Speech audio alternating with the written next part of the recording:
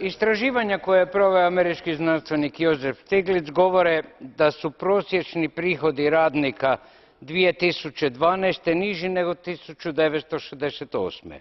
U tom je razdoblju bilo mnogo investicija, a mnogo je financirala i Europska investicijska banka. Nezaposlenost i dalje nezadrživo raste, pa ako bi mi netko objasnio gdje je tu uspjeh poslovanja? Očito da su i te investicije pridonijele bogaćenju uskog kruga bogatih, a ne povećanju standarda građana.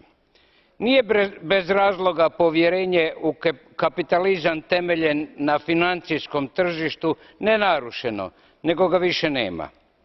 Banka bi, kao i sav raspoloživi kapital, trebala biti mnogo više na usluzi svima, pa i manjim poduzetnicima, pa bi u skladu s tim trebalo uvjetovati dodjelu sredstava nacionalnim razvojnim bankama, te više pažnje posvetiti korupciji do koje dolazi u tom postupku. Hvala.